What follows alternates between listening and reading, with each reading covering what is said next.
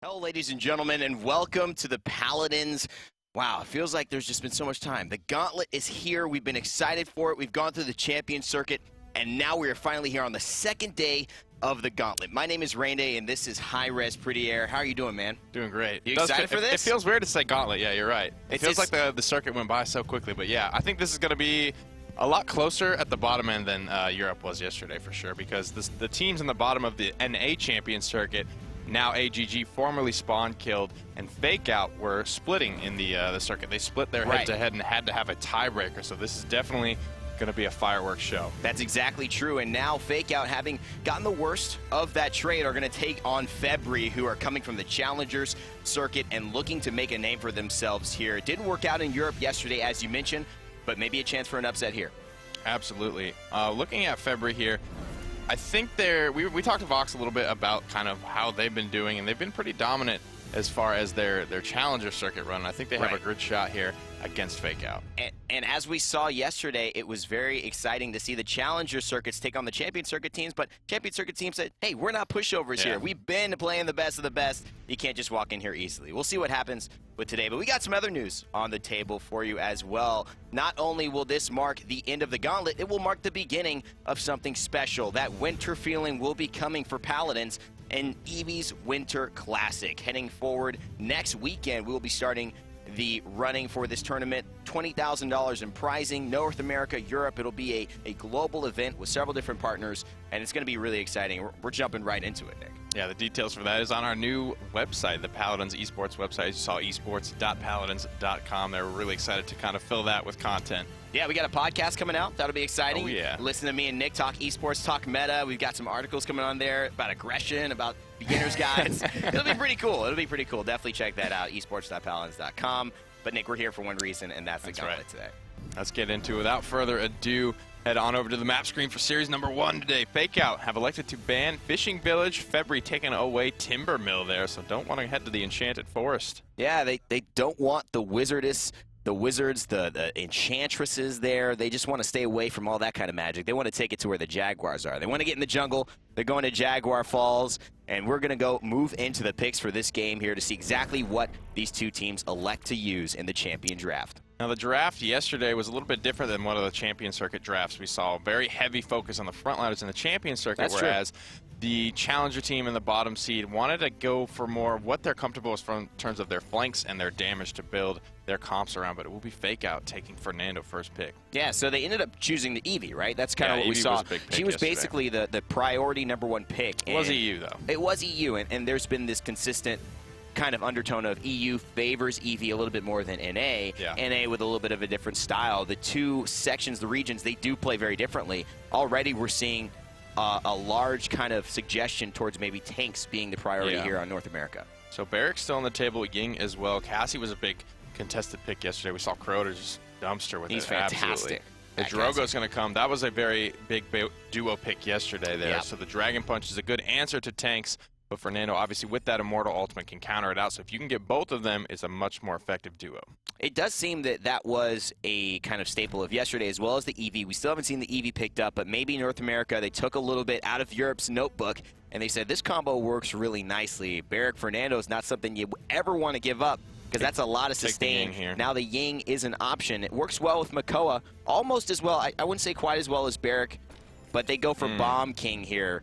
I don't think we saw any Bomb King yesterday. We didn't. So what's this screaming to you? I mean, to me, it just looks like point pressure. I just want to go straight through the shield, straight through the Barrack, straight through the Fernando there. Bomb King scales so well with Wrecker there. He's very dangerous to just punch straight through the shield comp. The Eevee finally taken, though, by FakeOut. No healers yet, very interestingly enough. Finally, the Ying, almost last pick. Well, here's what's interesting about this also, Nick, is that you see 3 blasters there. You see Barrick and Ying coming in with the direct damage, but Eevee, Drogos, Fernando, they're all going to be mitigated by blast shields, and 2 of them are going to be mitigated by Haven. So either way you go, you're getting multiple sources of unmitigated damage. Finally there, Bomb King gets rounded out with Pip on the side of Febrii. The challengers from the Challenger circuit, and now FakeOut, they're going to take this tanky lineup into battle. Febrii, they're going to see if they can do it with some interesting plays, let's say, from the Phoenix. Yeah, a little bit of Hi-Rez. It's going to come down to, can they execute on the Evil Mojo, which is a big talking point yesterday, that we saw some great Evil Mojos come out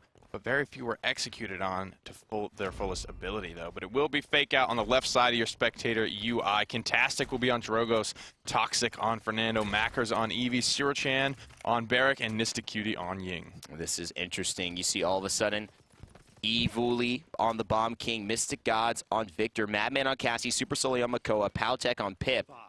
But looking at the side of FakeOut, obviously, they had a lot of opportunities to play against Spawn Kill. We've seen them a lot. They've gone back and forth against Prince Danny TV and that squad, narrowly missing it after just being able to get knocked out with a best-of-1 tiebreak. And now it's their chance to redeem themselves. 3% already on the point, but Makoa, that shield won't last very long. And now the sustain is already paying dividends for the side of FakeOut. They've only lost Ying, and they're taking down Cassie on the side of Febrii, but they don't see the Bomb King coming, Nick. This could spell trouble. Yeah, Evulli's got a really good angle here with that Grumpy Bomb. Doesn't connect, but only needs a couple of sticky bombs here. We'll find 2, 3. We'll clean it up. Nice. He's going to create the space with that Poppy Bomb there, but he is spotted out by the Drogos. Could he find the kill, though? No. He will fall down to some aggression coming from the respawning healer. And now it is Febrii with the control on the point. 27 percentile already building up as that stacks with 2 players there. They're not going to gain more from having 2 players, but they decide to keep 2 just in case the Makoa gets threatened and the Pip is there to heal him up. They've got the explosive flash from Pip that's going to zone out, create that huge slow area and pressure. And here is the Victor trying to provide a little bit of corridor flanking damage there to support his tanks and his healer. Yeah, 42-66 reads the scoreline right now in favor of Febrii still, who are currently in control of the point right now. MystiXGoDZ getting flanked right now by Makkers on this Eevee, but if he's left uncontested to put clip after clip, he is going to be so dangerous. Supersully going down is going to spell trouble for Febrii, though, as they lose their entire frontline presence. That could have been the fight that actually does them wrong here. It's 78%, so this is looking like a capture is heading towards one team or the other. Currently, FakeOut have the advantage, 96%. They're going to jump on the point. PowTecH goes into there, and overtime, not yet initiated. It's still stalling here. It is contested to the end, and both teams are trying to find their rhythm. Febrii have found some chances, but they haven't killed the Barrack. They haven't killed Kintastic, and that is going to be fantastic for the boys of FakeOut as they look to secure this first objective. But this was very close here. I think this is going to kind of set the tone for the series here. Febrii have come to play, and they are of similar caliber, to FakeOut right now.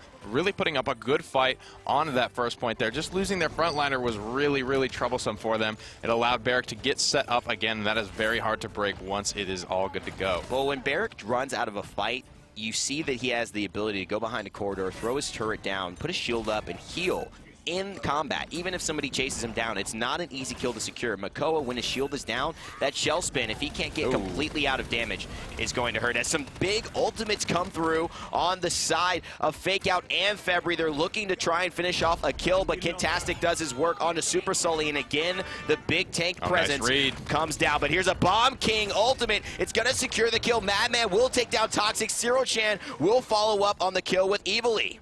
Evulli going down. There's going to be big. Madman gets another one onto CiruChan. This time, Makkers trying to get in there while that tank is dead, but Makoa has respawned. He has returned to the front line. It's going to make things more difficult for Makkers. Finds a couple of shots, but that fall off from the blaster is just too much, unable to secure the kill. And it is 1 minute and 18 seconds, though. They're going to pull back here. They do not want to commit too much for the reason of not respawning at different times. They need to group up and push this together, and that's why they're going to fall back as a unit and wait until there's a little bit of a better opportunity. But Madman, Evulli, they're not giving them the opportunity, Nick. They're taking out crucial picks here, and as time continues to run down, 55 seconds left, FakeOut need to make a move. Yeah, this is something we see lower caliber teams often do, is when they get an advantage, they find a clutch pick, they just take it, and then they sit back on their laurels. That's not what Febrii is doing here. They're not afraid to move out on FakeOut and continue to try to get these picks, continue to keep them staggered and never let them regroup here.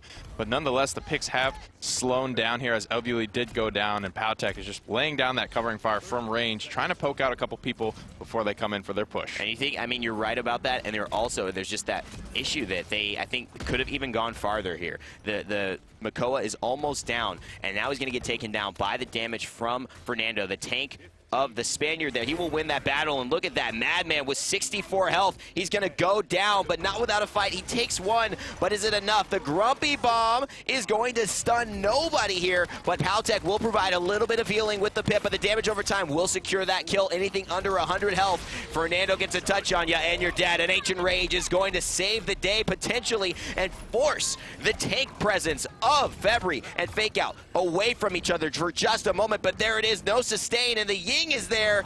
This could be tough, Nick. This first fight all comes down to this sitting in overtime. This is a long one. It's going to burn down almost immediately. So close to conversion. Here comes the Grumpy Bomb to stun out Kintastic, but he gets above it. The outside of the radius. He's able to find the kill onto Evulli there. PowTecH is there trying to stay alive. Pip can be so elusive, but it's not enough. He goes down to Makkers. FakeOut find the 2-0. Finally, FakeOut just fill the void that was almost left there from not pushing that payload to conversion. They were so close, and it must feel good for them to finally get that, because that could have gone either way. The overtime did tick in, Nick. Talk to me about what you're seeing here. Oh, seeing the resiliences come out on the item screen right now. CiruChan has resilience too, and the reason they're picking this up is because it reduces the duration of crowd control, specifically slows in this scenario. They're looking to pick this up against PowTech's Pip, who is likely, if we could take a quick look at his loadout, was probably running side tanks. Yeah, he is running side tanks 4, so that reduces the cooldown of Explosive Flask by 4 seconds. Going to give him so much more control. This ability will be up every 4 seconds, and the duration of the slow is nearly as long as the cooldown. And it's also going to help him with the Bomb King as well. In case he gets caught with a Grumpy Bomb, he will be able to get out of the stun. Plus the stun from the King Bomb, he will get out of that, but who cares? Evulli and PowTecH, the two we mentioned, are the two that show up to play here. Two great plays. MystiXGoDZ follows up on that, and now he's looking for more. Evulli looking for the dragon in the skies, but of course that's an elusive target, at least for now. They are going to press forward, though, and MystiXGoDZ with a grenade will slay the dragon and put him to shame. And back to base he goes, back to base. 81 percentile for the side of Febrii, and they have immediately come out with a bang. Like you mentioned, this looks like a D69 type of fight there, where Wow. they're already halfway done with the capture before they even win their fight. It is so clutch for them to only be able to win one fight and take the entire capture point. Finding consistent stuns too is Evulli right now on this King Bomb, running that beautiful Pump King skin, right, getting in the season of it. He is feeling like he's finding a rhythm here, Nick. You're seeing him land more and more Grumpy Bombs. You saw him hit a full El Fernando with 6 bombs. That bonus damage off of each successive bomb you land onto a target, it matters. They're trying to get him down. CiruChan knows they've got to take down the king of the bombs, but he's going to use that corridor to perfection to give himself another moment of life, and this could come back to haunt him, Nick. They've got life rip on this guy, and he's looking to go ahead and get some extra sustain in this fight. He's also running an interesting card that is going to allow him to heal for every bomb that he throws. So the added life steal from that, it's going to help to keep him alive in these clutch fights.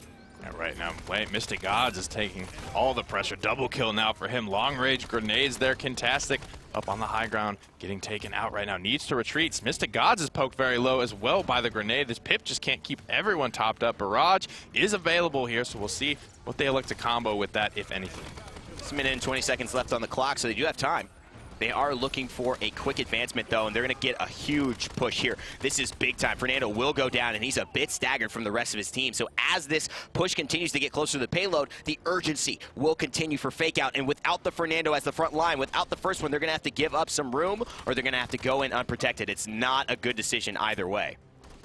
50 seconds now remaining. MystiXGoDZ. Everyone is taking very favorable positioning for Febrii right now, but Makkers getting in there trying to mix things up, and he will find a big pick onto Madman, giving his team the early 4v5, and now free to just contest in the back line there. MystiXGoDZ trying to do what he can, but without Cassie's damage here, it will be a struggle. It will be, but he's got a grenade. He decides, elects, chooses to go back and wait for his teammates. They have 27 seconds left. Nick, this is a bit of a bargain. They don't have a lot of time. I'm not sure if he should have tried to get a pick there onto the Drogos, who was very low.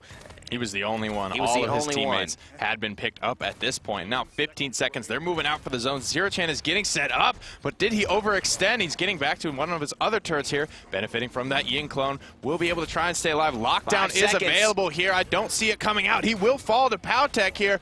Febrii is coming back strong. They get to the payload, and now Makkers is forced away. The lockdown doesn't save him. CiruChan will go down, and Evulli with the double kill onto Toxsyk and Nystqt, and now all of a sudden he's looking for a third. The dragon will thrust into the air, but that may not save him because the dragon gets pulled by the turtle. Take that. I gotta say that the seas are beating the skies at this point in the game. Febrii are looking fantastic. Ooh. A grumpy bomb stun off of a poppy bomb is gonna combo that, and if he can stay alive here, he can't. He would have been able to provide that ultimate too.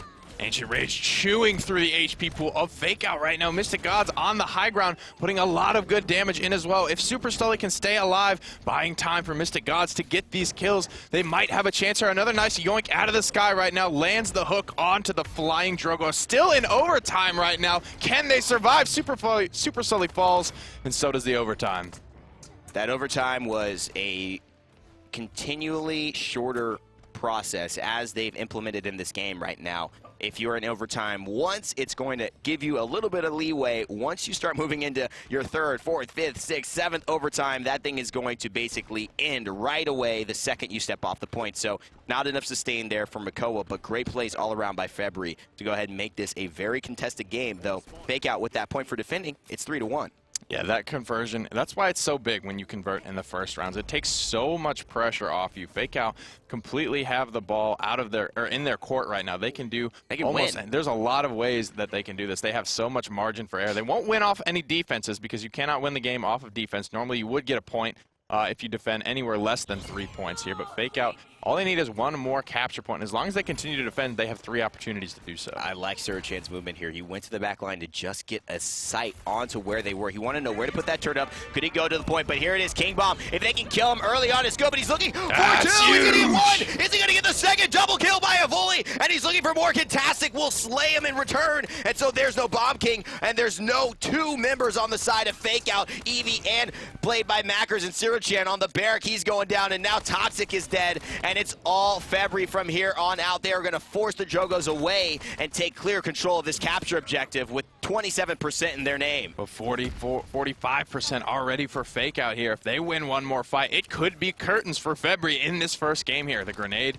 is available. MystiXGoDZ taking bit of a dangerous positioning here, being out in front right now. Wants to immediately poke people down. Toxsyk has found the avenue in here on this Fernando. He is in the back line right now, and he is very healthy, making space for his team. MystiXGoDZ is going to fall to a nice Ice Storm. Evulli's trying to do something for his team, though. Oh, no, but here's a Pimp ultimate, and it's going to help Evulli with the double kill again. He's going to slay CiruChan, the barrack, the dwarf. He just can't buy a bucket here. He is going down left and right, whether it's the chicken, whether it's the bombs. Either way, this dude is fried, and it looks like it's overtime on the side of Febrii, looking strong. Only the Cassie to remain, and they're looking to keep themselves back in this game. The objective will not be captured, though, but it is just delaying the inevitable here. CiruChan loses his life again, and Febrii go in with a 3-2 objective. This goes back to Evil Mojo. We talked about how big this ultimate can be if you can capitalize it.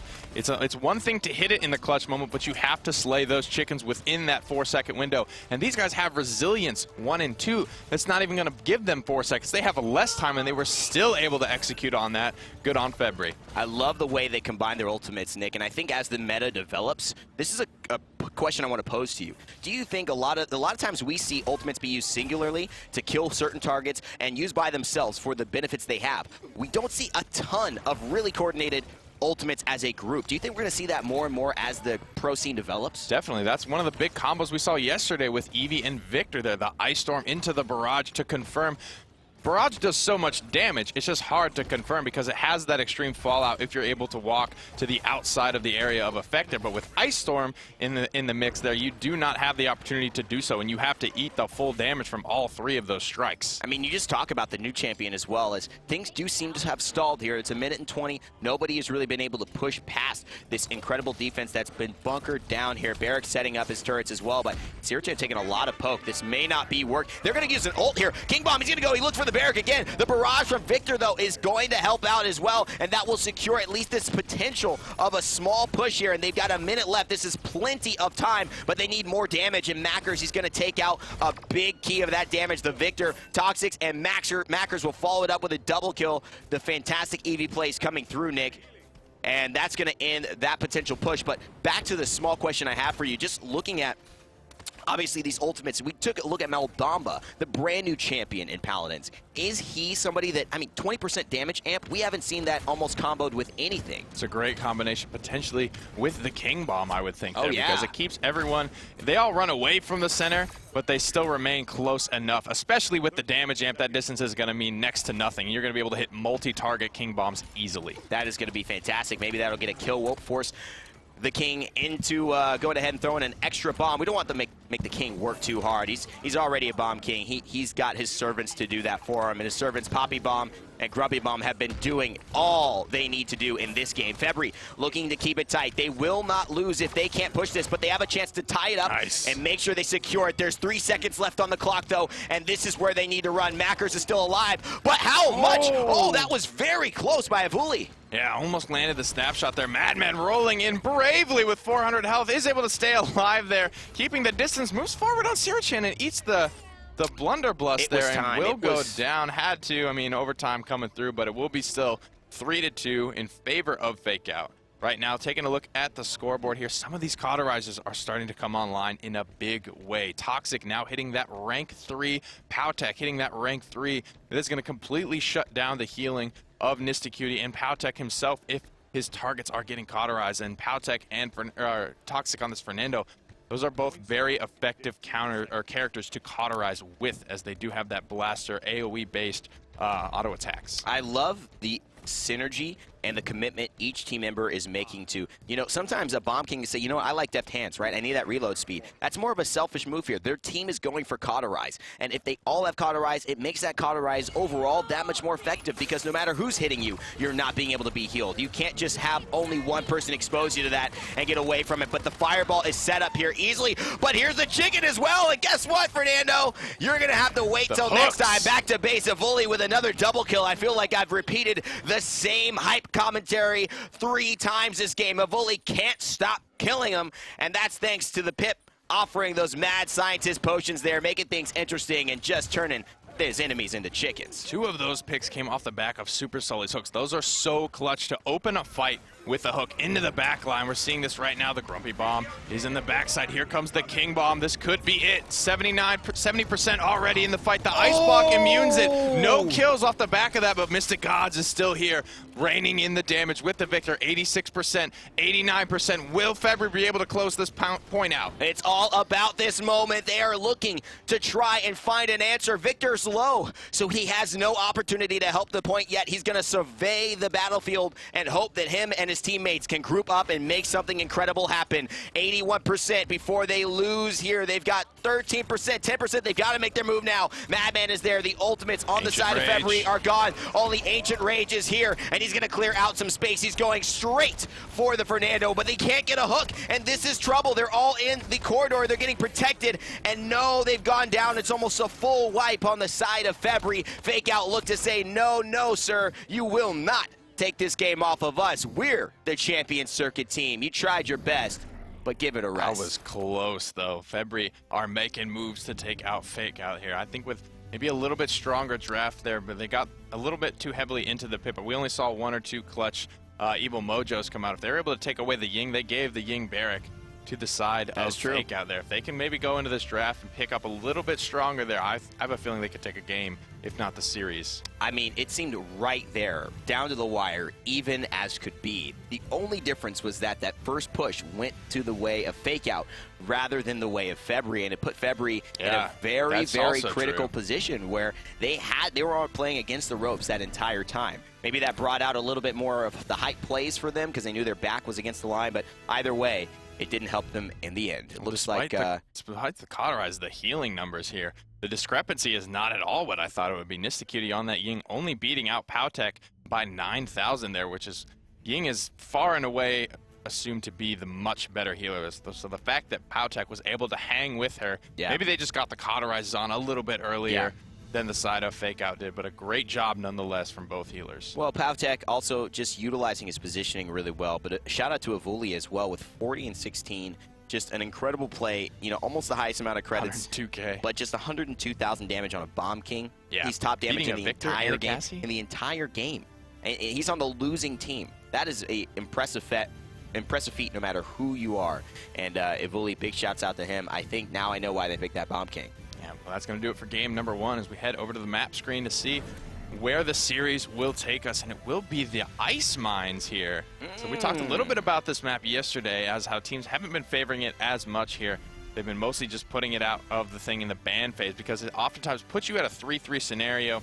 Higher level teams don't like to play because even if they assume them to be better, it is so hard to convert on this map here. Now there's a lot of evenness to this game, yeah, though. This is a very even series here, and the conversion was the only thing that really helped to swing things in FakeOut's favor. So with assuming no conversions on this map, this is going to come down to a 3-3 scenario. Which would be all about the point fights, and you saw that a lot of those point fights did end up going the way of Febrii. So we'll see here what they decide to go with. Febrii instead elect to take what hurt them a little bit in that last fight. The Fernando shield was a little bit too impactful. His life, his health pool, his sustain, his ability to block off Drogos, who was in that back line and just firing, they decided to take that away and put him on his team, whereas FakeOut, they go for the Makoa. So the mirrored draft thus far here. FakeOut still have 1 pick to go. Barrack's still on the table right now, but it will be the Drogos. They want to immediately take that away. We talked a little bit about how that's a very impactful combo when you get both of those characters on the same team. You have the kind of, almost when you pick Eevee and Kinessa, you take the counter as well as the strong pick. Exactly, exactly. They know that, and now here's Victor.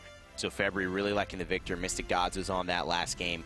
And, you know, taking obviously the Fernando from FakeOut last game, they still retain the Cassie. Madman did very well on that champion and prove that obviously they do like this direct DPS. They opened themselves up to kind of get a couple of the key blasters taken away here, though. Like I just was mentioning, Eevee now off the table. They got a lot of direct damage here. Who do you think they complement it with? They could go with the Bomb King again. That was very, That's what they're looking for. Maybe. If they don't want to go too heavily into the blast shields. That's what they're doing.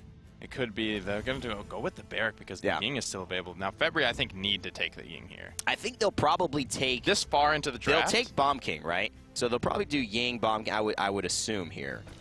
Because you've got the Ying, you take it away from the Barrack, the Fernando has good sustain, really good places on Ice Mines to put the clones, and there it is, Evulli back onto the Bomb King. So now Barrack, do you think they go Rock here?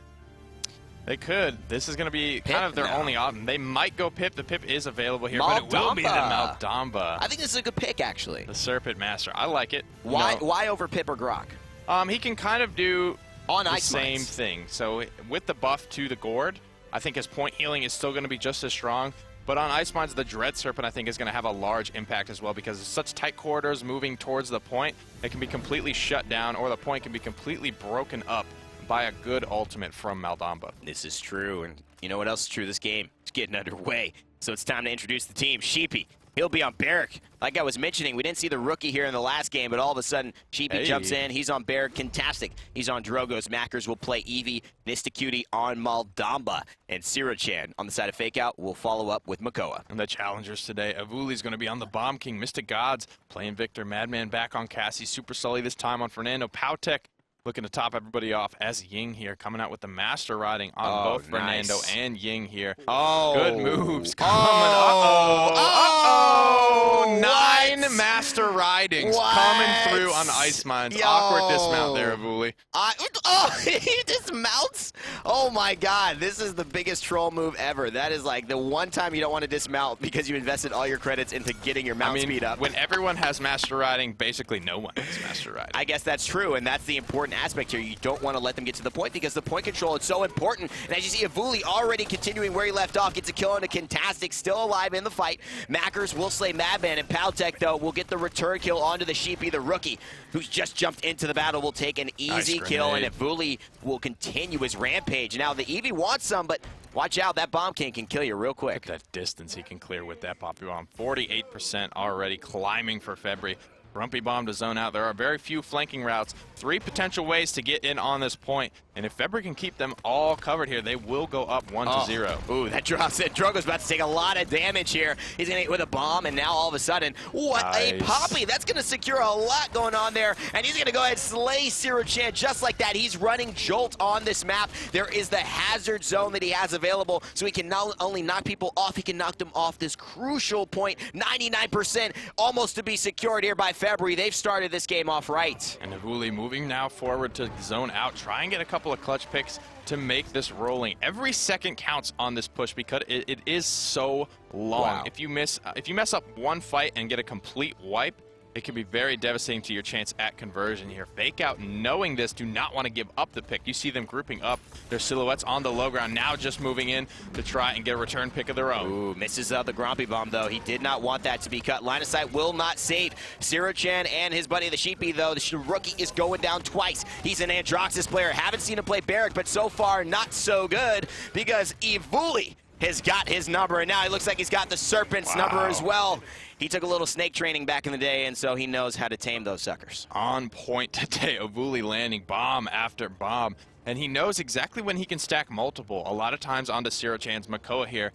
In the heat of a fight, it's not very easy to notice that you're being stuck multiple times, and then all of a sudden, when you get detonated for 3,000 to 4,000 damage, it can really ruin your day. Yeah, it can. It's not what you want to do. You wake up out of bed, and all of a sudden, you're just getting instantly exploded. I don't think that's what anybody has in mind for a nice Sunday afternoon. But here, Sheepy, he certainly doesn't have in mind dying here. It's happened 3 times in a row, and it's going to happen for a 4th. There it is. He's going to pop away. Jolt's going to save his life, but for how long? The Eevee wants a little bit more, but she's going to wormhole back. She's not wanting to take that fight against Madman and Evulli up in there, and now it's really up to Evulli here. This is such a good push so far, almost completely contested, and look at the Jolt coming in big by Evulli. He's gonna die though, and that was a little too aggressive. 50 seconds remaining, so close, inches from conversion. King Bomb is available, Immortal's available, Barrage.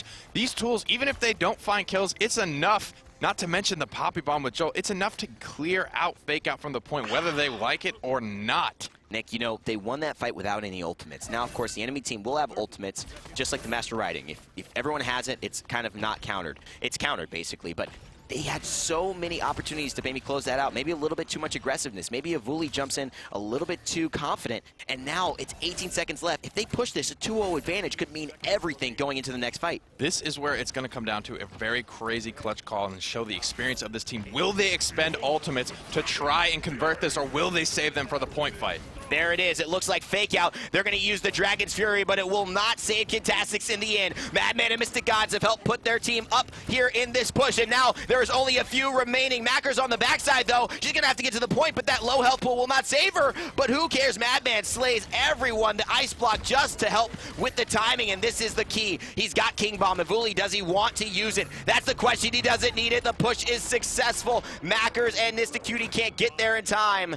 And Febrii take a 2-0 lead on Ice Mines. Ice Mines, that is the key. That is so huge for them going up 2-0. Now the ball is completely in their court. They can almost, they have a big margin of error to just mess up, maybe give up a point fight and still be okay here. We're seeing more Master Ridings come through. Level 2 for almost everyone here. CiruChan, the only one that was not able to afford that here. So still, it's like no one has it.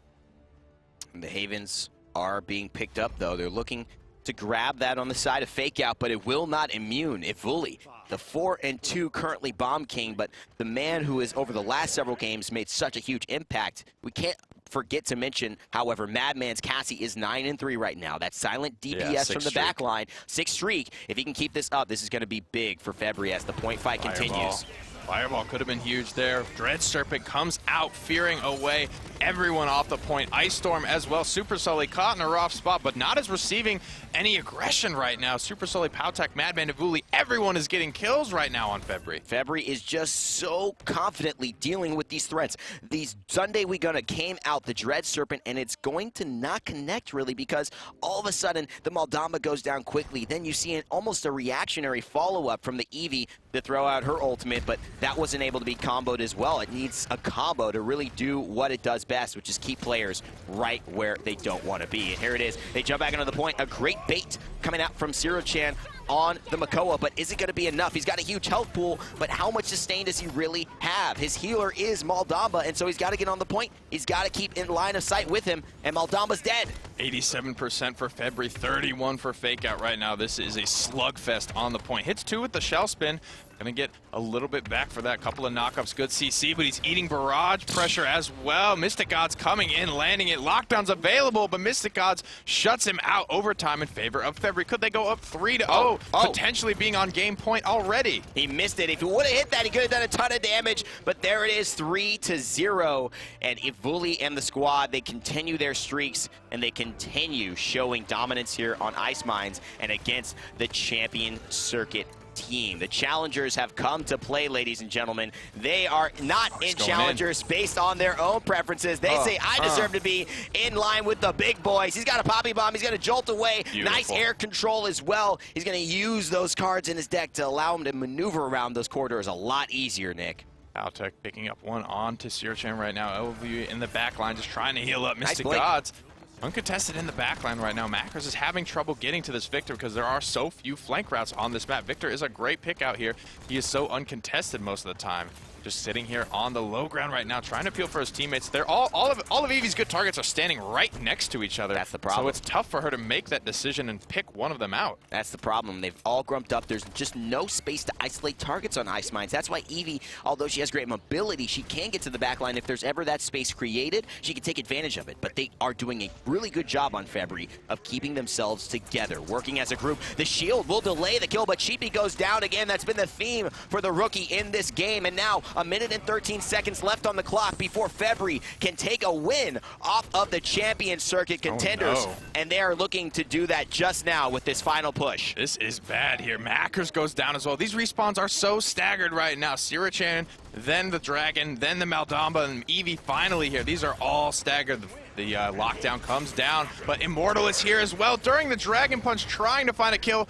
Great job weaving in and out, waiting out the Dragon Punch, but he goes down immediately after from Madman. And there it is. Makker will finally take the kill. Madman slays Kintastic, but Makkers cleans it up. Clean up on Isle Evie here, and she is going to a place where Supersully knows that he just needs to die. They did him a favor killing him there, Nick. They staggered him. They needed to wait a little bit longer, I think, to really make that effective because of the fact that, hey, you're going to now have to come out as soon as possible, and that means no Fernando there, and let's make sure that Fernando is not back with you for as long as possible. Heavily zoned out right now is Febrii. These are when the Master Ridings are also having an impact, getting back from their spawn. You see, Febrii have lost one fight, and they are already in overtime right now. They find the pick on the Makkers. Evulli rolling in, but this is not where the Bomb King likes to be. They're just trying to keep it in overtime right now, making turtle soup, though, as they take down the Makoa here. Sheepy trying to stay alive, getting that bowling ball effect from the rocket boots for now, but he will fall as well. Now CiruChan and the Sheepy have gone down, and now Kintastic, he's able to slay Supersully. This is really interesting here. Kintastic, he's going to help clean it up, and it looks like the defense will be successful. So despite Febrii's ability to go through and push almost to the end, we see it time and time again. Ice Mines is a hard place to push. Yep, and it's going to come down to a lot of the ultimates here. Barrage is available, King Bomb almost available. Febrii used a lot of ults there, but they used them earlier on than FakeOut did. So FakeOut definitely going to be having less of the ultimate charges available to them. Dread Serpent is not going to be on the table for this fight. Lockdown is not going to be on the table for this fight. Kintastic may be able to get Dragon Punch on in an impactful time if he can land a clutch rocket or two. Makkers, same deal with him. He's sitting at 79% charge right now. A couple of nice shots will get the Ice Storm, but will it be in time? That's the key. That is the key there. So much happens in the first 3 seconds of this fight that will determine the outcome of the rest unless some serious outplays are here. They're both not necessarily sure if they want to go first. I love this route that they've taken. The Grumpy Bomb will secure, and this is already so bad. I love Supersully's approach here. He just goes straight in, keeps him there, gets him engaged. Now Makoa has nothing he can do. Kintastic, he's going to get 2 bombs to the face, and that's going to slay the Dragon. Now the only one in the air is the Winter Witch. It's her classic, but that's next weekend, not today. He's going to get taken down, and all of a sudden PowTecH and the boys of Febrii are looking as strong as ever. If they can zone this one out, get them off their mounts, Nick, this will be the win. The surprise King Bomb is also able to come out here. Barrage still available. Scout still available. Immortal is coming up very shortly. Here's the King Bomb, and he's over the railing. He's going to have to go all the way through. This is not going to connect unless they feed into it. No, the railing just playing too heavily of an influence on that play, but too little too late. Febrii take game number 2 on Ice Mines with a clutch conversion. I feel like that was a killer and a survivor kind of like going over and back between the board, like slowly Dead by running Daylight around. jukes coming out. Yeah, a little just slowly jigging around, throw the thing behind. I mean, the slow jumps. It was really funny. So, unfortunately, there for FakeOut, they don't get the win. But Febrii, finally, they show up. They get the points on the board. They secure it with a victory here on Ice Mines, and 4-1. I mean, it's kind of like a win more map, right? We talk about this a lot. It's a map that, you know, you obviously, if you have an advantage, you kind of snowball that advantage. Yeah, a lot of 3-3 scenarios have come out. We talk about how the conversion in Game 1 hurt them so bad. If that conversion didn't go through, that's true. What would have happened in Game 1? Well, that's all in the past. We're going to head to the score screen here to see how much was done. But Evulli get again here on the King Bomb, leading the charge with the damage. This is really impressive play. I mean, we've been watching the Champion Circuit for 4 weeks. We've seen the Gauntlet last week. Actually, excuse me, we saw the Gauntlet this week. We saw yesterday on the side of Europe, and I still have not seen anyone play Bomb King as effectively as I'm seeing Evulli played here on Febrii. This is fantastic play. Yeah. He is showing how to maximize the damage and positioning and all of the tools, even from poppy bombing himself to poppy bombing people on the right maps with Jolt. Aside from that last King Bomb there, nearly flawless play. Bomb King is one of those champions that's in a vacuum is probably the most dangerous in Paladins, given that he hits every single shot, every single time in Grumpy Bombs and all of that. It is such a dangerous character if you can pull it off, and Evulli's showing that he's got what it takes. Let's head over to the maps for game number 3 to show who will be played where, and it looks like Serpent Beach will be the setting of our next match. This will determine who moves forward in this best-of-5 set. Potentially couple more games left after this, Nick, but Febrii, they want to take an advantage here. They are the Challenger Circuit team, putting the lowest-seeded Champion Circuit team, giving them a run for their money, making it a little, you know, flashing back to Halloween. They're getting scared here. So one of the big things I feel like Evulli has going for him with this Bomb King right now is, like we mentioned, it's a tough character to play. That's right. It's not even necessarily, it's not like a Cassie where there's one person on every competitive team that can play a Cassie, right? Right. That's not the case with Bomb King. FakeOut can't take the Bomb King away because they won't be able to play it effectively, and there's no point in doing so if you can't play it yourself here. So that's right. It's almost like a free, strong pick for Febrii every single time here, but Fernando's going to be the first lock-in. Cassie will be the first response. They don't want to let Sheepy get this Cassie. No, they don't, because Sheepy, he could do well on Cassie. We've seen he could do well on Androxus. We have not seen a lot of Androxus in these games, and that's been very, very interesting. He's fallen out of the North American meta, apparently, and a lot of the blasters are jumping back into the fight, not only to help with the shield presence that they can provide with the AoE damage, but also killing those deployables a little faster, right? Yep, so Fernando, Barrett going to be locked in as well. The Ying could potentially come out here, but no, it will be the Drogos, and they do not want to allow that Dragon Punch through. I'm looking here, and I'm thinking that Bomb King doesn't even need to get picked until 5th, Nick. Take the Ying right now, Febrii. They're not going to take the Bomb King away, like I mentioned. I haven't seen anyone on FakeOut play, and they will grab the Ying. Yeah. Don't let Barrack Ying get through to the other side with Fernando and Drogos. It's nuts. That's all of what you need to break up Barrack Ying. That's true. That's true. And so they wouldn't have a real good opportunity with just Cassie and Victor and Ying. You know, Cassie and Victor at that point. They would definitely have needed to go a different route. But it looks like now, if MystiXGoDZ can play Grok, though. They can't. He probably will select something of Androxus. Comes heals. in. So we probably will see Evulli back onto the Bomb King, but Androxus jumps in, Nick. A little bit more offensive. No healing here. The sustain will potentially be an issue for them. What do you think they're thinking here? Yeah, they got to keep everyone safe. They have Barricade available to them. They have Fernando's shield as well. They're going to have to use those to the fullest of their abilities.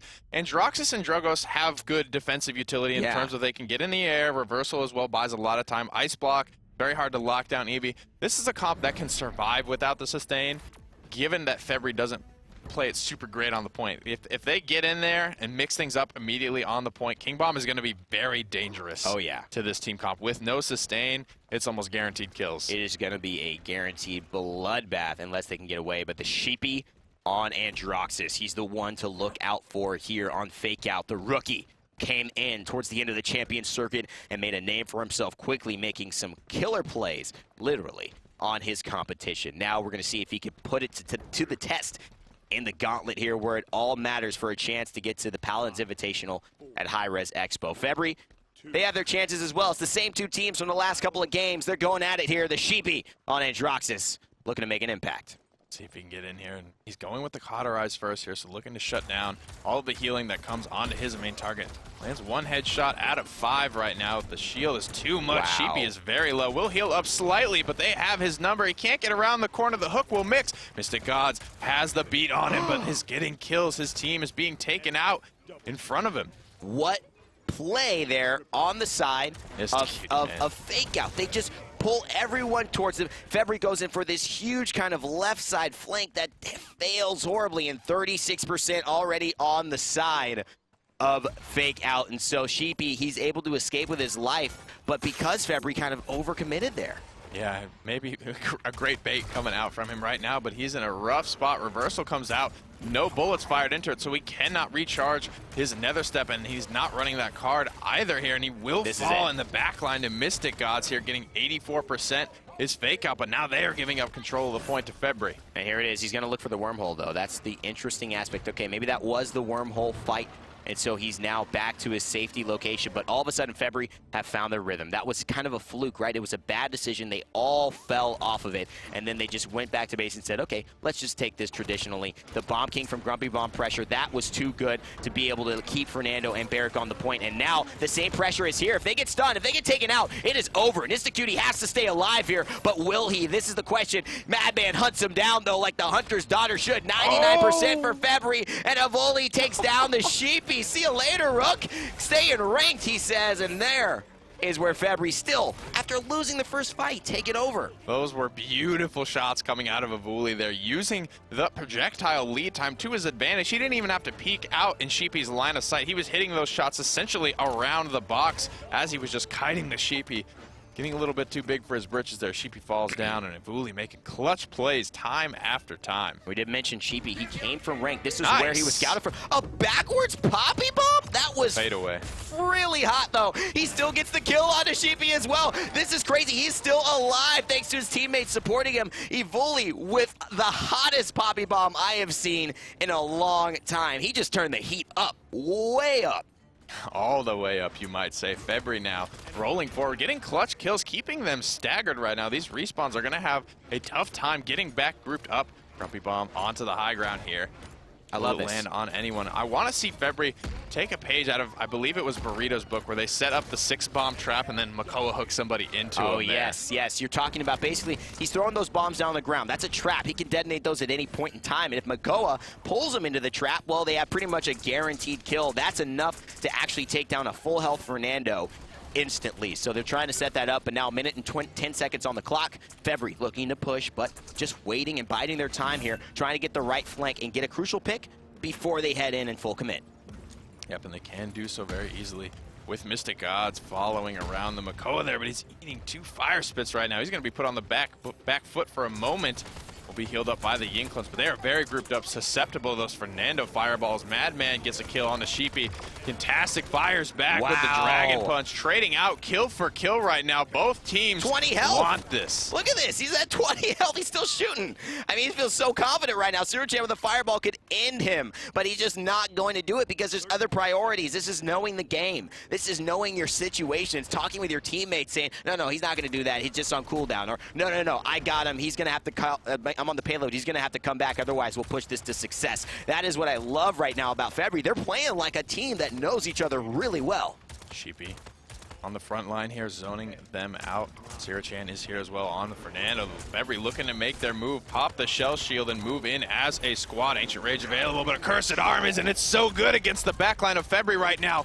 Only lands 3 of the shots, so we'll find no kills. No kills at all, and the Ancient Rage comes out, and he's looking for blood, and they do find it. Madman will satisfy the lust there and take down the Sheepy. Evulli, what's new? Kills Fernando, and there it is. They're moving forward. Overtime has ticked, but this is almost a bad thing because now Barrick doesn't have much time to get back to the point and contest it as it's almost converted. In fact, it is converted. Febrii with the 2-0 lead again, and FakeOut are scratching their heads. I thought Kintastic was going to be able to take that back in their favor with that fire spit. but it was not the case here. No ultimate available for him either. A lot of ultimates, in fact, off the table for FakeOut right now. Febrii have almost everything available to them. They are in a good position to take this first point fight off the back of all of these tools. Well, they've got no sustain. They went with the Androxus, I think, because with Sheepy jumping into the fight, I think he was saying, listen, I'm so comfortable on Androxus. I'm pretty sure that despite the lineup kind of hoping for a Grok, hoping for that big ability to burst heal your tanks back up, the Sheepy felt, hey, I can get the job done. The problem is if they took the Grok, they didn't have anybody to kill Evulli, Madman, PowTecH, and of course MystiXGoDZ. So it's kind of damned if you do, damned if you don't. Yeah, Makkers on this. Eevee needs to step up and find these clutch backliner kills, but a nice hook. Here comes the King Bomb as well. Wow. These Poppy Bombs into the King Bombs are so good right now. Nystqt's caught in the corner, eats 2 stickies to the face, and will be sent to an early grave. Early grave there for a dwarf. So he'll be a little smaller than usual, but he'll still be underground. That's the most important aspect. Didn't take very long to dig it. It will not. It's going to be easy for the worker there. He's going to hope for some more overtime hours to pay his salary. But you know what? It looks like at the end of the day, the only thing getting paid are percentile points on the side of Febrii. They're getting a lot of them, almost 100% here, and this could be the victory. The Poppy Bomb is a little early though, and it doesn't knock Nystqt off. But who cares? They just follow up with some insane damage. Record doing almost 1,500 to Fernando's shield, and the Poppy Bomb from nowhere is going to secure it. Sheepy will help take down Evulli, and he's now a 1v1. Sheepy with the double kill. He says, we're not out of this fight yet. Makkers, he's got to do something big. He's got to slay Madman here, and he gets it. Makkers and Sheepy turning this thing around. The blink, the soar, it's available, and there's Makoa. He's got no way to immune this, but luckily, the blink is down. Long, long way to climb here for FakeOut, but they are getting it done. Now north of 80% here. CiruChan holding it down on the point. Can Makoa get back on there? No! FakeOut win one fight and are able to take the capture point back in their favor. Makkers finally going down, but he's bought enough time for FakeOut to get on the board. Unbelievable plays by FakeOut to keep themselves alive, keep their champions, their Gauntlet dreams alive. Evulli is just on point, but that was the key to that fight. Nystqt, the Sheepy coming up big and getting a double kill, having Makkers follow suit, slaying Madman as well, and taking down and zoning out all of the boys of Febrii. This was FakeOut making their stance. So if I'm Febrii right now, I'm still not too upset about this because we are 1-2 right now. Febrii can still benefit from this defense here, still gaining a point. That's why that first round conversion is so huge, because it puts you in a position, not only are you up 2-0 now, but even if you lose the capture point, which Febrii have just done, they still are in a position to benefit from a defense point. That's so true, and here it is, look, the Sheepy, he wants to kill Supersully. It's super strong of him, but he's gonna go down in response, and they lose such a key member of their offensive force. The Eevee has to stay alive. Drogos, they have to do so much, because now it's just Barrick and Fernando, and that is not enough necessarily to trace down MystiXGoDZ, but Kintastic with a double kill. I think that'll do it for anybody there, and they are doing a great job. The push is almost completed, Nick. There's 1 minute and 10 seconds left, and they're zoning this one out perfectly against Febrii. Oh no, here comes the Dragon Punch, the cherry on top. They're not even looking like they're going to be able to benefit from that defense point right now. Febrii just cannot get their feet under them. They give up the conversion. Ladies and gents, we are tied 2-2. Wow. I am just impressed right now with FakeOut's response to what Febrii responded to. Febrii just have flipped the switch back. They've taken it over by force and said, no, we have the energy in this game moving forward, and I cannot wait to see what happens in this next round. They've got all of their cards up. Nick, what's standing out for you here? Resilience 2 just picked up by Nystqt. He does not want to eat that King Bomb anymore. He wants a chance at surviving should he even get stunned by it, because a lot of times Evulli is taking Nystqt as the sole target of that King Bomb. A lot of mobility on the side of FakeOut right now, and on everyone except Nystqt, so he's having trouble right now avoiding that. I love the energy that this game has. It is so hyped right now. Both of these teams competing for the next step. And this is like the end to all of them, because it is. It's the end for one. The King Bomb is here. Evulli perfectly placed. He's going to help get CiruChan, but it doesn't matter, because you know what? The Immortal comes out in response, and Evulli gets taken down by the Sheepy. The rookie has come to play. He's going to get another kill onto Supersully, and all of a sudden, things have changed for FakeOut. Can you hear it? What? the King Bomb. No, I don't hear it. Ult sound there. No.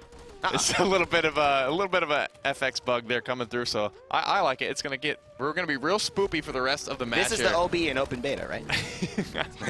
This is the the B in beta. Yeah, the B in open beta. Yeah, there it is. There it is. So you know what? Obviously 81% though on the clock. It's spooky in here because I don't know what's going to happen. I can't see right or left. I can't see 2 inches in front. I can't see a second in front of me. Both of these teams are back and forth. The ancient rage from Supersully trying to keep Febrii alive, trying to keep them on the point. The hook will do a lot for him though, and he's going to win the trade against the Fernando. This is huge. Now the Yang will heal him up, although Nystqt still alive. He gets pulled on the base, and he's getting taken out. Supersully playing like Superman. Super Turtle. 78% now for Febrii, clawing their way back as FakeOut did to them in the previous round. Hook not available right now. Makkers the only one left here trying to stall this out. He gets enough for him to put it in overtime, but the shell shield is going to cancel out a cursed arm almost completely there. This can't happen. He can't die right now. Supersully just went down, and now FakeOut could do what they've done to Febrii 2 times in a row. They've got complete point control. The Poppy Bomb will help so much, and here's the King Bomb. He's got to use it, but he can't put himself in a bad spot. Ying is back on the point, and now Makkers goes down. Madman with the double kill is going to secure it for Febrii. They're not going to let this one go the other way too far,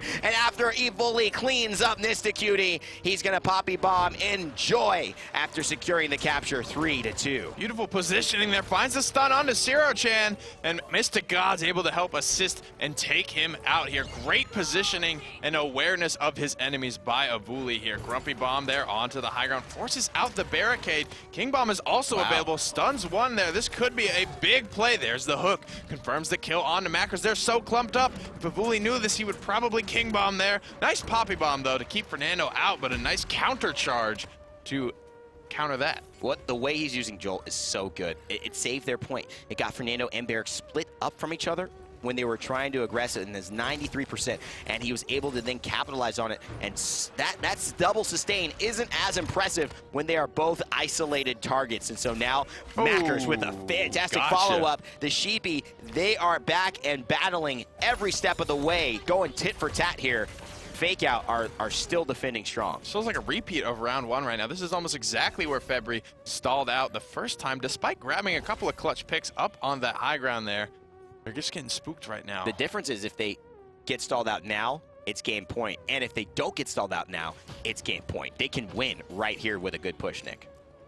1 minute remaining here for Febrii to get nice pop shot across the map there from Makkers, but 1 minute remains for Febrii to get grouped up. Here comes the King Bomb here, looking to connect onto someone there. Long turning radius again, caught out in the corner, but the resilience paying a little bit of dividends, gets him out of the stun, but it will not buy his life. Oh, I love his ability there. He's got a hit. Nice. He's CC immune, so that damage will hit instantly. He doesn't have to detonate it, and therefore Androxus goes down in his ultimate faster than he anticipated. Makkers almost going down, but they both juke each other out, and that's a beautiful play, and there it is by Madman. Here's the one you want to watch. He's going down, the silent killer on a 3 streak. He wants CiruChan, but you know what?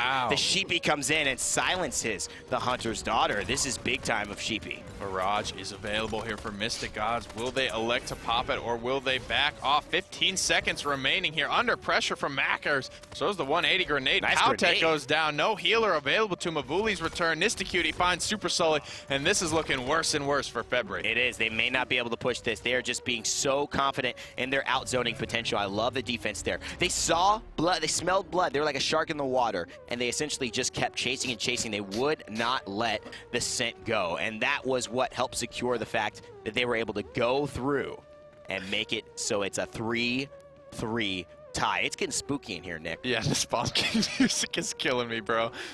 The aggression coming out from Makkers right now. Yo, get it. Despite 4 blast shields. Makkers buys aggression into 4 blast shields. Riddle me this. Riddle you this? Why the blast shields? You're the guy who's telling me why they're doing that, man. I could not tell you why you would buy aggression into 4 blast shields as an Eevee there, but a lot of life rips coming out for this final round here, despite there being a lot of cauterize action on a lot of characters for FakeOut right now. It's very, very spooky. We're going to see who's going to get this. What face in chat? Too spooky 5 me.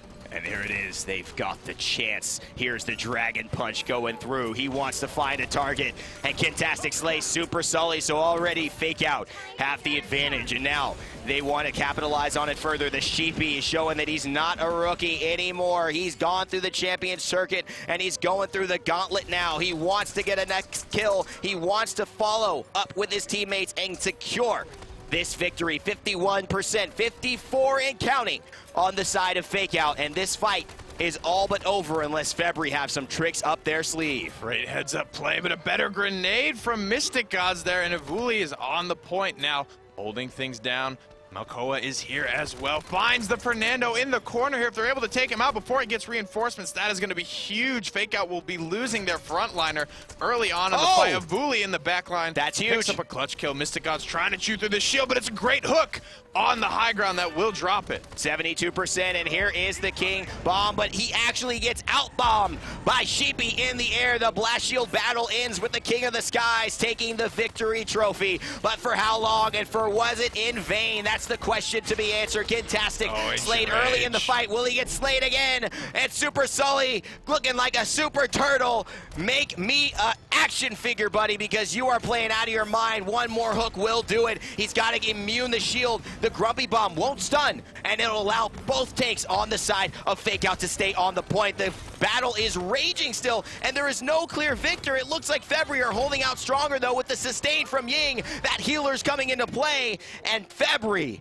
take the lead again here, and this time in sets. The Challengers team is here to play right now. They are up on set point against the champion, the reigning champion circuit team here against FakeOut. FakeOut, their careers are, they're flashing before their eyes. Yeah, well, you know, obviously, I think careers, they've got a lot more Paladins to play. The EV's Winter Classic, they can play next week, but in terms of this Atlanta Invitational, you're right, there's so much on the line. Paladins is culminating in January right now for our second big event, and that is what these teams are playing for in the Gauntlet. They need to move up and beat the successive rungs of ladders, but let's take a look at the post-game stats and move into kind of how they were able to win this game. And there's going to be one thing that I think on my mind sets the tone, and it's the fact that there's damage again. No, it's just there's 82,000 healing on the side of Febrii and none on the side of FakeOut. A hot goose egg on the side of FakeOut there, but the hottest though. Again, yeah, only the hottest goose egg. Evulli spooking everyone there with 101,000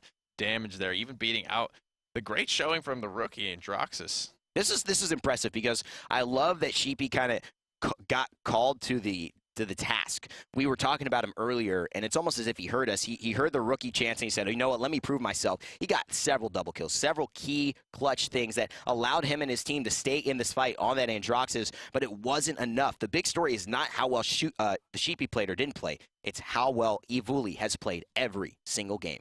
Yep, we'll have to see if the boys of Febrii are able to put it away here. The fourth map of the series will be played on Frog Isle here. Maybe FakeOut looking to tie things up and take things to the only left map, which is Frozen Guard there, where the tiebreaker took place for FakeOut in the last round. So they are familiar with those maps. The thing is, let's head into the champion drafts. My first initial thoughts are that Victor here, if picked up by MystiXGoDZ, and if the Eevee is still on the side of FakeOut, it's going to be difficult for him to stay as clumped up with his team. Cassie, Victor, they're going to be very isolated on Frog Isle. A lot of ways for Eevee to get to them without having to face the entire roster of Febrii. Eevee is very impactful here, but you make a great point here. We haven't seen Febrii pick it up yet. This is a very impactful pick for FakeOut in the way Bomb King is for Febrii. So do Febrii have a good Eevee player? Do they have what it takes to take it away? Do they want to take it away? Fernando, the first one locked in here.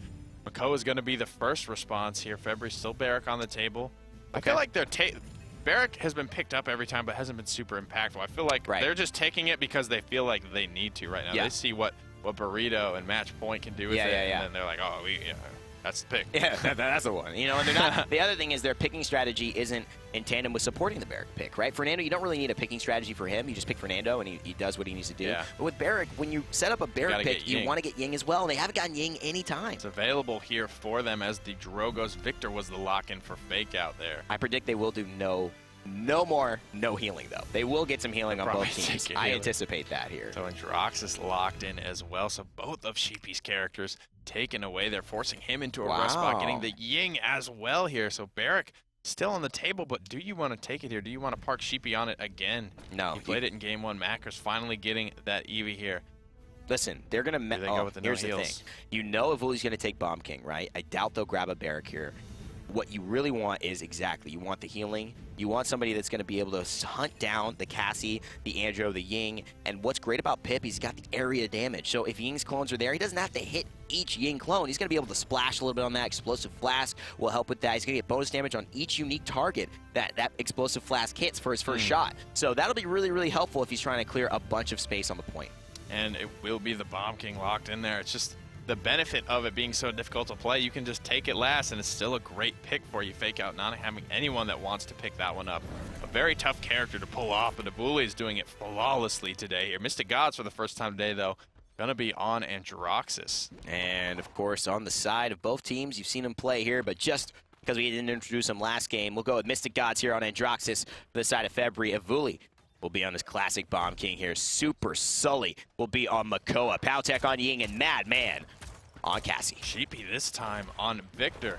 It's going to be that hit scan character as well. He does very well on both types. Kintastic on Drogos. Going with that morale boost. Wants to get as many Dragon Punch off as he possibly can. Makker's going to be on Eevee. Again, he's gotten it every game. CiruChan with that Fernando Immortal control going to be the way of FakeOut. Nystqt rounding things out on Pip. I like it. No strong use for the Immortal for Fernando, but in many ways, for the Dragon Punch, but in many ways, because it is countered by the Drogos and it's on his team, he's going to have to be really well positioned to make that Immortal count rather than just keep his life blood a little bit longer before he dies. Makkers diving in onto Evulli, trying to get the kill, and he does, and Nystqt slays MystiXGoDZ here, so all of a sudden, FakeOut showing signs of life. Were they faking out Febrii this whole time and playing a little bit less than they knew they could? Nice hook there for Madman, though, setting him up to grab the double kill there, also keeping him alive. Makkers on Eevee, blinks behind Madman. Wow. Away with the wormhole, but it is cleaned up.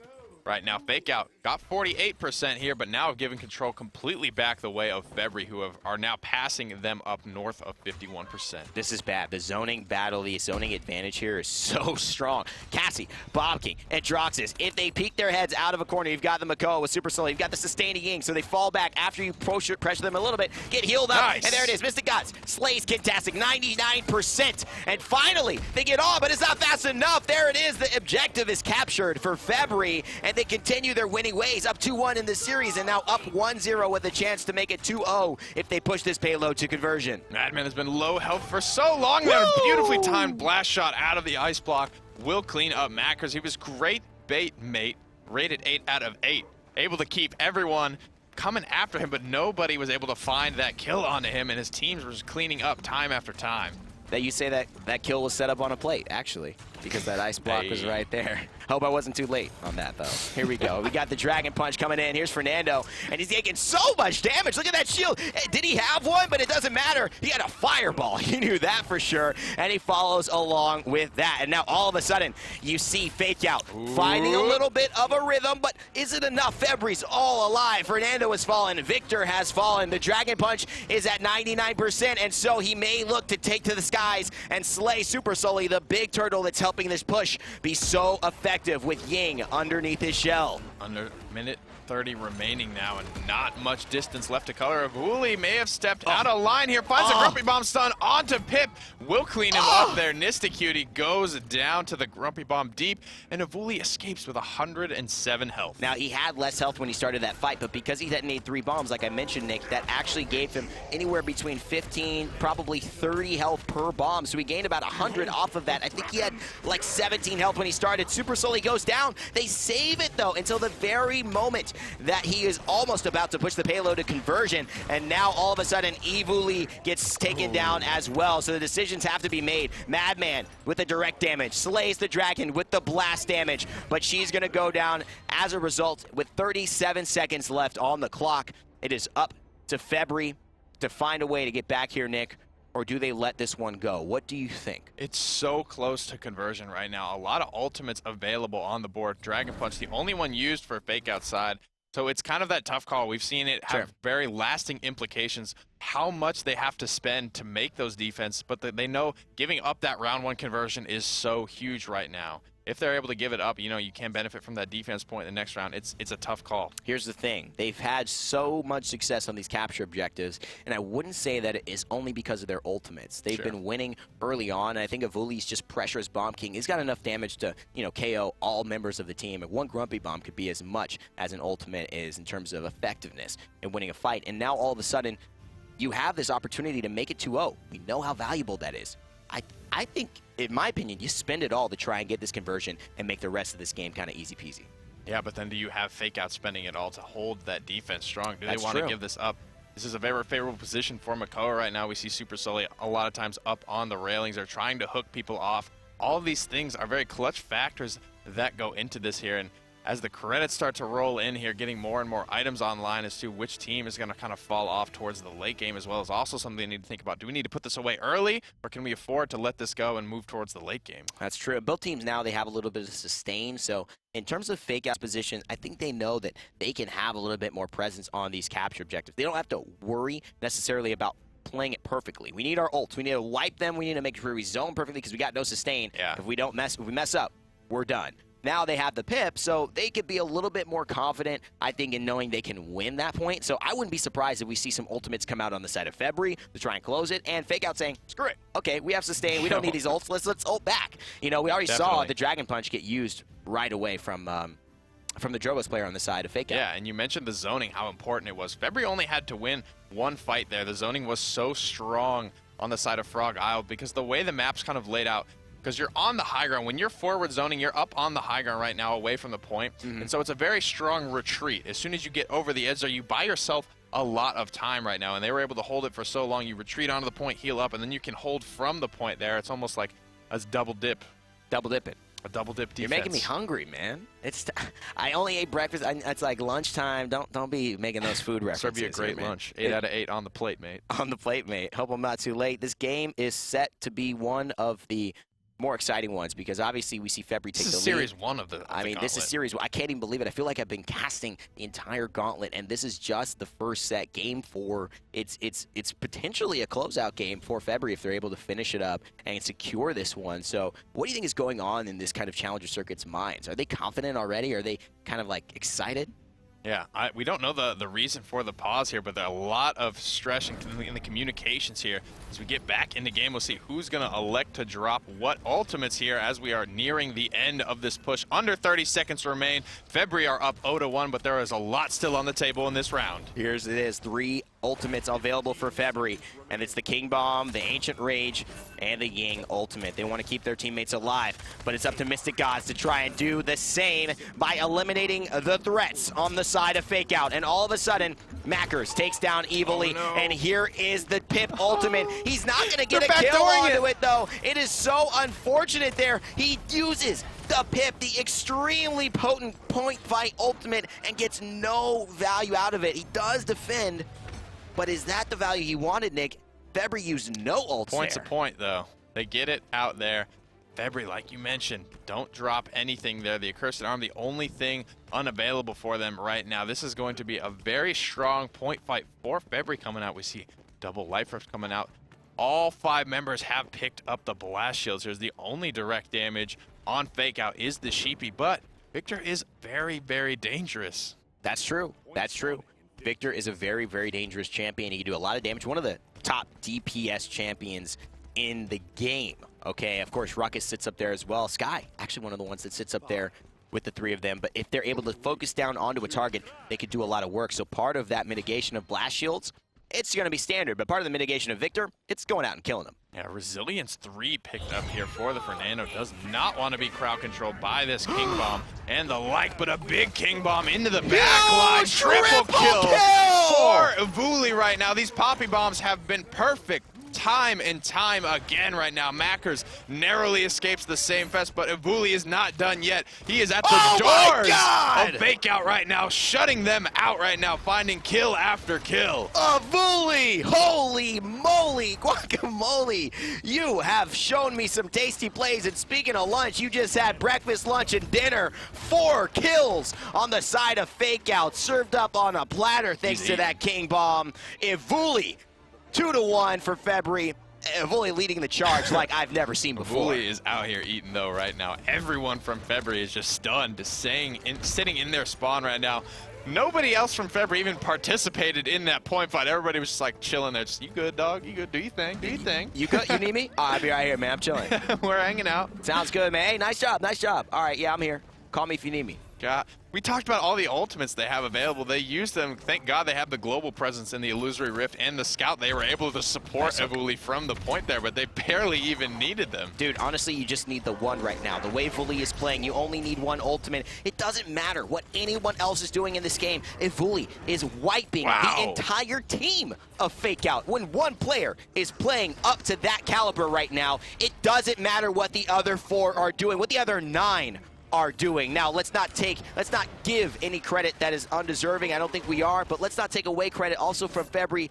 They did pick a great lineup. They're doing their jobs, but Evulli is just stealing the show. Being able to play this kind of unconventional character that not a lot of people can pull off is doing so many good things for Febrii right now, giving them a lot of room to work in the draft phase. It's turning so clutch. Evulli getting away with murder literally in the backline right now. Madman complementing this with 2 kills of his own, but finds Kintastic low. One more rocket will do the trick. Kintastic finally pumps the brakes on Evulli. And there it is. MystiXGoDZ comes in. The push is almost complete. 56 seconds left, and it's all up to Febrii to make this a 3-1, but the chickens will stall that for a moment. Pips made things interesting, and he's made things interesting in terms of this dynamic as well. Supersully, you're going to want to go down, buddy. Get next to your team. Makkers as well is going to help slay down, actually by Madman. He's going to get slayed down there by the Hunter's Daughter in CiruChan following up in return. 30 seconds left though, Nick. They still have a chance to push this, I think. He doesn't see Evulli below there. He doesn't know how close death it really is to him. Throws the fire spit, hits one with it. 20 seconds remaining, like you mentioned. So Febrii have the chance to group up here. A lot of ultimates available. If I'm them though, I'm just trying to get my Accursed Arm charge, my Illusory Rift charge, try and bait out as many ultimates as I can from FakeOut and look to just keep locking down these point fights as they've done so well. Here's what I'm scared about though, Nick. Even though you're looking at the Ying ult, all it really matters is Evulli right now. He's out of the fight, and do they have a chance to really push this without the Bomb King pressure?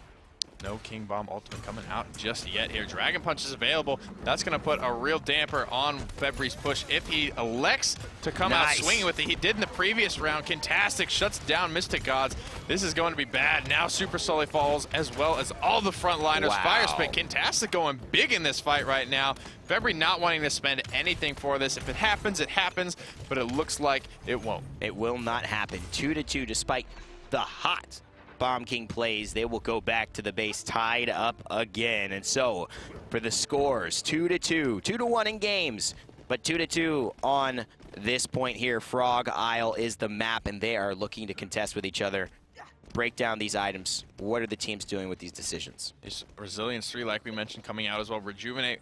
CiruChan is going to counter a little bit of the Cauterize coming out from Febrii right now, but not much. Picks up the Chronos as well. These Blast Shields and Havens are starting to reach those rank 2 and rank 3 critical mass points where it's really starting to have that impact here. How much longer can Evulli continue to do what he does with all these coming online? A lot of Havens picked up as well. That's one of the good things about their draft. They're picking up 4 Haven-based characters and then just letting Evulli have free reign. And that's what it is. It's, you see on the other end, MystiXGoDZ just followed up and got the kill. Supersully and Febrii are there. Here comes again. It's so fast, and here it is. The Dragon Punch. He's going to get 1. He's going to get 2. The Fernando was ready, though. He got the Immortal. They baited that out. I love the cognizance, the awareness there by him, but the Sheepy, he is going to get slain by MystiXGoDZ. He's showing you how to play Androxus here. And now the Turtle will shield his teammates as 42% are on the board on the side of Febrii. The Bomb King ult did what it needed to do. That's exactly it. They get out all the ultimates baited out, all the defensive capabilities from FakeOut, and then it's MystiXGoDZ who goes big in this fight right now. The Evo Mojo's coming out. CiruChan able to find one. Kintastic picks up a Evulli as well. Supersully answers back onto Kintastic. MystiXGoDZ still alive, has put himself in the air, takes out the Sheepy, but he will fall to the continued aggression from Fernando. I was scared they wouldn't take out the Victor, but now they finally did. Febrii 87%, but there's a Fernando who has other ideas in mind. It's going to be up to Supersully to play like the Super Turtle he's been playing like, to get a kill, get a clutch hook, and to help his teammates sustain onto this objective. 99% is here, but so is Makkers. It's just a wait for his death there. That's all he had to do. The firing squad was ready. They were just waiting for the instant that go was yelled. And 3-2, now it is Febrii in the lead. MystiXGoDZ and Madman are moving out right now, trying to get some more clutch pick. Evulli is so aggressive right now, walking up into the back line alongside Madman, and they combine to find an early pick onto Kintastic here. The Grumpy Bomb coming out as well. Now Poppy bombing back to safety here.